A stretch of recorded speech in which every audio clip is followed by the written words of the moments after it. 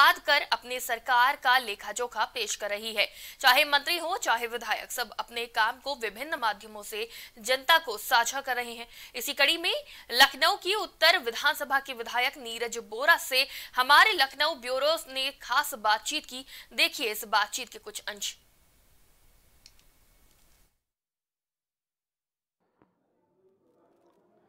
जैसे जैसे विधानसभा चुनाव की सरगर्मियां बढ़ रही हैं, वैसे वैसे राजनीति बढ़ रही है, पर कहीं ना कहीं विकास भी होता नजर आ रहा है। मैं आपको बता दूं कि राजधानी लखनऊ की अगर उत्तर विधानसभा की बात करें तो हमारे साथ मौजूद है विधायक नीरज बोरा जी। उनका कहना है कि सरकार ने जो हमको सुविधाएं दी, जो हमने काम किया, वो आज जनता के सामने है और लगातार काम करते जा रहे हैं। कुछ चीजें छूटी भी हैं तो महज कोरोना के काल की कुछ कमियां भी रही हैं और लगातार ज्यादा से ज्यादा काम जनता के लिए किया गया है और उनके द्वारा लगातार आज भी मेहनत की जा रही है। सर ये बताइए कि जिस तरह से काम किया गया, आपने तमाम चीजें बताई हैं, क्या लगता है कि जो विधानसभा चुनाव है कहाँ तक असर पड़ेगा इस चीज का? देखिए, हमारा तो ये मानना है कि उत्तर प्रदेश की श्रद्धेय योगी जी की सरकार जो है उसने बहुत काम किया है। पूरे उत्तर प्रदेश में विकास हुआ है। और अब मैं बताऊं कि लखनऊ उत्तर विधानसभा की अगर हम बात करें तो इसमें बड़ा क्षेत्र आता है जो कि गरीब क्षेत्र, मलिन क्षेत्र के मलिन बस्तियों का क्षेत्र है, जहाँ पर काफ़ी EWS कॉलोनियाँ हैं। तो उस क्षेत्र में लगभग 800 से अधिक हमने कच्ची गलियों को पक्की में परिवर्तित किया है। बड़े पैमाने पर रोड बनी है। सीवर जहाँ पर शून्य था वहाँ पर घर घर सीवर का कनेक्शन करने का काम किया है। जहाँ पर लोगों के घर का पानी की निकासी सड़क के ऊपर होती थी और घरों में, प्लाटों में पानी भर जाता था, आज अगर आप फैजुल्लागंज का दौरा करेंगे तो बड़े पैमाने पे आपको दिखेगा। चूँकि पानी की निकासी को हमने समाधान कर दिया है सीवर के मार्फत, तो अब वहाँ पर लोगों को सुविधाएं बेहतर हुई हैं। जहाँ तक स्वास्थ्य की दृष्टि से अगर हम देखें तो वहाँ पर अक्सर पहले की सरकारों में आपने देखा होगा कि हर बार अखबारों में सुर्खियों में रहता था फैजुल्लागंज की वहाँ पर महामारी फैली हुई है। 17 के बाद से आज तक वहाँ महामारी ने अब प्रकोप नहीं दिखाया है। उसका कारण ये है कि जल निकासी की समस्या का समाधान हुआ। एंटी लार्वा का स्प्रे रेगुलर बेसिस पे किया जाता है, स्वास्थ्य विभाग के द्वारा बराबर छिड़काव किया जाता है। स्वास्थ्य की दृष्टि से हमने दाऊद नगर में सबसे पहले डिस्पेंसरी शुरू की, हमने रहीम नगर डुडौली में डिस्पेंसरी शुरू की, हमने फैजुल्लागंज प्रथम में महर्षि नगर के पास वहाँ पर डिस्पेंसरी शुरू की। फिर चूँकि फैजुल्लागंज एक प्रोन एरिया था तो इस वजह से हमने वहाँ पर पहले PHC सैंक्शन कराई, फिर माननीय मुख्यमंत्री जी को कन्विंस किया और स्वास्थ्य मंत्री जी ने आकर वहाँ पर अब वहाँ पर 100 बेड का हॉस्पिटल, 100 बेडेड हॉस्पिटल सरकार ने स्वीकृति प्रदान कर दी है, जिसका निर्माण शीघ्र प्रारंभ होगा। और मुझे लगता है कि स्वास्थ्य जहाँ पर ठीक हो जाए और लोगों की बेसिक प्रॉब्लम्स का हम सलूशन कर लें तो उस क्षेत्र में उसे विकसित क्षेत्र ही माना जाएगा।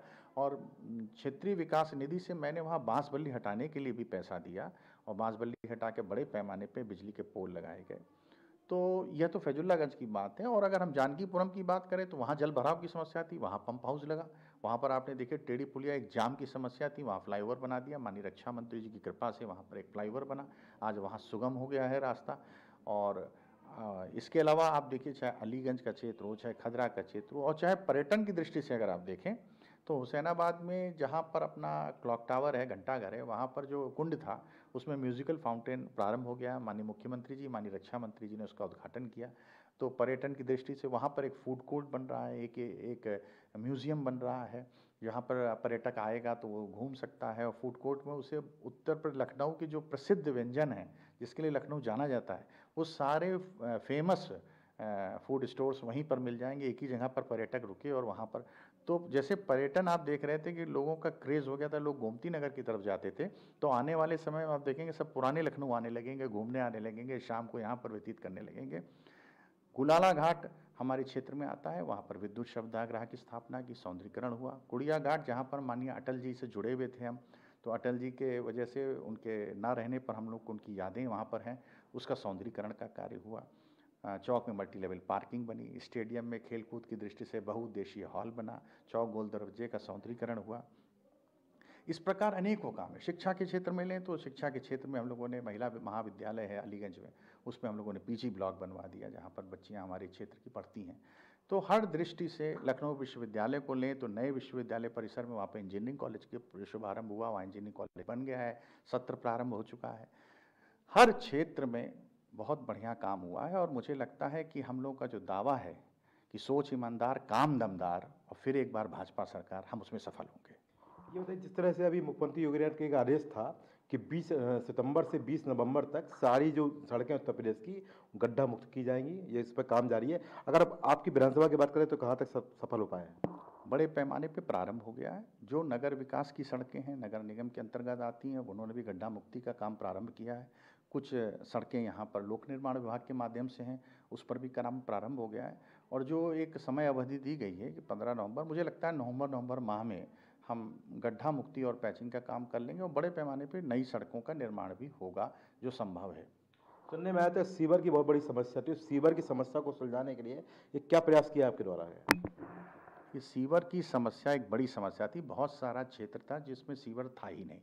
वहाँ पर सीवर की लाइनें पड़ना, सीवर का घर घर कनेक्शन देना, एक बहुत महत्वपूर्ण निर्णय प्रधानमंत्री आदरणीय श्री नरेंद्र मोदी जी ने लिया था कि हम हर घर को निःशुल्क सीवर का कनेक्शन देंगे और पानी का कनेक्शन देंगे। पूर्व में सीवर कनेक्शन और पानी के कनेक्शन के लिए पैसे जमा होते थे, हमारी सरकार फ्री में दे रही है। और सीवर के कनेक्शन बड़े पैमाने पर हजारों की संख्या में सीवर के कनेक्शन किए गए हैं। पानी के कनेक्शन भी जानकीपुरम में एक हमने 20 करोड़ की योजना से पानी के कनेक्शन का कार्य संपादित कराया, लोगों को घर घर पानी का कनेक्शन दिया। जो और अविकसित नया क्षेत्र है उसके लिए भी सीवर का एक बड़ा प्रस्ताव बनकर अमृत योजना के अंतर्गत भारत सरकार को गया हुआ है। बहुत शीघ्र ही उसकी अनुमति मिल जाएगी।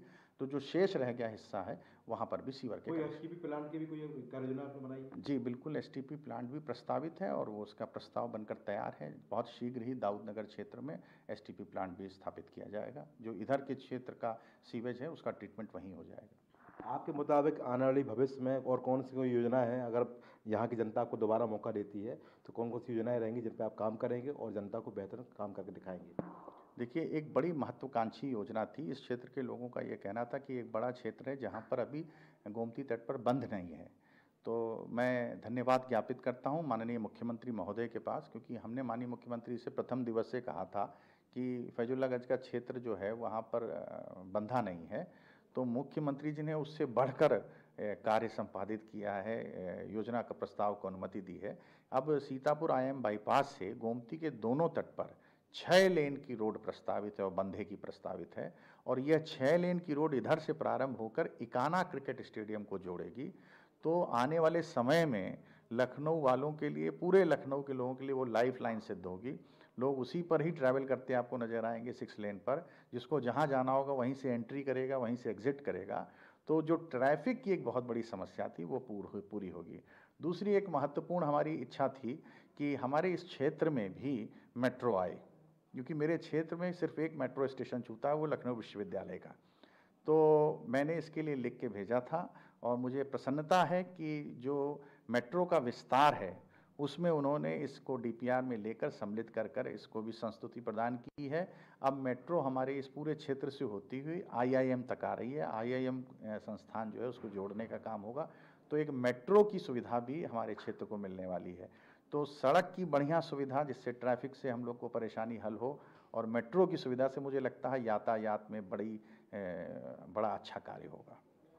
अब अगर सवाल राजनीति का करें तो अभी हाल में केंद्रीय गृह और सहकारिता मंत्री अमित शाह जी आए थे। उन्होंने मेरा परिवार भाजपा परिवार के नाम से एक कार्यक्रम शुरू किया था, सदस्यता अभियान शुरू किया था। उसमें आपकी विधानसभा पे क्या कुछ काम हो रहा है और कैसी गतिविधि चल रही है? हम लोग लगातार मेरा परिवार भाजपा परिवार के सदस्यता कैंप लगा रहे हैं, शिविर लगा रहे हैं। आज के दिवस पर भी हमारे कई कैंप हैं, शिविर हैं। और मैं देख रहा था कि शिविर जो लग रहे हैं उसमें ऐसा नहीं कि किसी को बुलाना पड़ रहा है। हर शिविर में भीड़ खड़ी है, लोग स्वयं आ रहे हैं और स्वयं आके कह रहे हैं कि हम भाजपा से जुड़ना चाहते हैं और मिस कॉल देकर अपना भाजपा की सदस्यता ले रहे हैं। तो ये इस बात का प्रमाण है कि लोगों का विश्वास हो गया है। और लोगों का विश्वास देखिए किसी बात का इसलिए होता है कि जब कोई पार्टी अपने चुनावी घोषणा पत्र को जारी करती है तो वो घोषणा पत्र को देखती है कि किसने कितना पूरा किया। भारतीय जनता पार्टी एकमात्र ऐसी पार्टी है जिसने घोषणा पत्र की सब कार्यों को पूरा किया है। आज जो दीपावली का पर्व है उसको हम लोग मना रहे हैं। आपको भी बहुत बहुत बधाई, आपके माध्यम से आपके सारे व्यूवर्स को मेरी बहुत बहुत शुभकामनाएं हैं। लेकिन इस बार की दीपावली कुछ अलग होगी, क्योंकि जैसा हमारी मान्यता है, हम कल्पना करते हैं कि भगवान राम जब लंका से जीत कर वापस अयोध्या आए थे तो जो उस समय की अयोध्या में भगवान का स्वागत हुआ होगा, उसी कल्पना के आधार पर इस बार भी अयोध्या और पूरी अवध को सजाया जा रहा है, लखनऊ को भी सजाया जा रहा है। पूरे अवध में स्वागत की तैयारियां हो रही हैं, दीपों से सजाया जा रहा है, क्योंकि भगवान राम का राम मंदिर बनना शुरू हो गया है। भगवान राम अपने मंदिर, अपने गर्भगृह में प्रवेश करने जा रहे हैं, इसलिए लोगों को प्रसन्नता है। तो भारतीय जनता पार्टी, जिसकी बुनियाद पड़ी थी कि राम मंदिर बनेगा, 370 समाप्त की जाएगी, 35 से समाप्त किया जाएगा, वो सब मांगें घोषणा पत्र में लिखी थी और सब पूरी हो गई। तो लोगों को अब विश्वास हो गया है कि जो बीजेपी कहती है वो करती है। अगर योगी सरकार का 4.5 साल का कार्यकाल है और आपका कार्यकाल है, संयुक्त रूप से क्या कहना चाहेंगे इस मुद्दे पे? देखिए, ये तो स्वयं सब चीज़ सिद्ध है। मैं तो अपने क्षेत्र में पूरी तरीके से मुतमईन हूँ कि हम बहुत कार्य करने में सफल रहे, और कोरोना जैसी महाविभीषिका में भी हम लोगों के साथ खड़े थे, लोगों के संकट में साथ खड़े थे, और लोगों की जो भरसक प्रयास हो सकते थे मदद भी की गई। उस समय विपक्ष का एक कार्यकर्ता भी कहीं सड़क पर नज़र नहीं आता था, न किसी से हालचाल पूछता था कि तुम्हारी क्या सहयोग हो सकता है। अगर सड़क पे आपको दिखेगा, सिर्फ भाजपा का कार्यकर्ता दिखेगा। तो इसलिए मुझे लगता है कि योगी सरकार ने बहुत काम किए हैं। 5-5 बड़े-बड़े एक्सप्रेस हाईवे आपको मालूम है कि बनकर तैयार हैं, और प्रदेश के अंदर एक बड़े पैमाने पर 30 मेडिकल कॉलेज प्रारंभ हो गए हैं। तो हर क्षेत्र में, स्वास्थ्य का क्षेत्र हो, इंफ्रास्ट्रक्चर का क्षेत्र हो, शिक्षा का क्षेत्र हो, शिक्षा में आप जानते हैं कि क्या हालात थे सरकारी स्कूलों के, आज सरकारी स्कूलों में कितनी भीड़ है, कितनी संख्या बढ़ गई है। हर क्षेत्र में कार्य हुआ है, तो जनता इसको समझती है। हमारे चैनल के माध्यम से जनता को क्या संदेश देना चाहेंगे कि चुनाव भी है और बहुत सरगर्मियाँ तेज हैं? मैं आपके चैनल के माध्यम से सबको शुभकामनाएं देता हूं, और इस दीपावली पे ईश्वर से प्रार्थना करता हूं कि सबसे ज़रूरी चीज़ जो है कि हमारे प्रदेश में, हमारे प्रदेशवासियों को कोरोना मुक्त करे प्रभु, और लोग स्वस्थ रहें, और सबका वैक्सीनेशन ज़रूर हो जाए। क्योंकि जब हम दूसरे देशों की घटनाएं सुनते हैं, समाचार सुनते हैं, तो हमें लगता है कि वैक्सीनेशन ही एक माध्यम है जिससे हम अपनी जनता को सुरक्षित रख सकते हैं, और जल्द से जल्द सबका वैक्सीनेशन हो जाए। और विकास तो हो रहा है, बहुत तेज़ गति से हमारी अर्थव्यवस्था में सुधार हुआ है, और धीरे धीरे हमें लगता है कि हम भारत जो 5 ट्रिलियन इकॉनमी जिसको बनाने का सपना माननीय प्रधानमंत्री जी ने देखा है, और उत्तर प्रदेश के मुख्यमंत्री जी ने 1 ट्रिलियन इकॉनमी उत्तर प्रदेश की बनाने का जो सपना देखा है, जो उत्तर प्रदेश अर्थव्यवस्था के मामले में, विकास के मामले में बहुत निचले पायदान पे था, आज अगर प्रथम पायदान प्रदेश में है, तो हम ये से स्थिति स्पष्ट है। धन्यवाद। तो ये थे उत्तर विधानसभा से विधायक नीरज वोरा। इनका कहना है कि हमने पहले भी काम किया था और करते आ रहे हैं, और आने वाले भविष्य में भी अगर जनता हमको दोबारा मौका देती है तो फिर विकास की धारा को बढ़ाएंगे। अब आने वाले भविष्य में क्या होगा, जनता किसको चुनेगी, ये फिलहाल वक्त बताएगा। पर जिस तरह से विकास के दावे कर रहे हो और विकास किया भी है, उसको देखते हुए जनता आने वाले भविष्य में विकास को तरजीह देगी या जातिवाद को तरजीह देगी, या नीरज वोरा को दोबारा इस सीट पर बैठाकर विकास की धारा को बढ़ाती नजर आएगी। कैमरा पर्सन मन्ना के साथ गौरव श्रीवास्तव, प्राइम टीवी।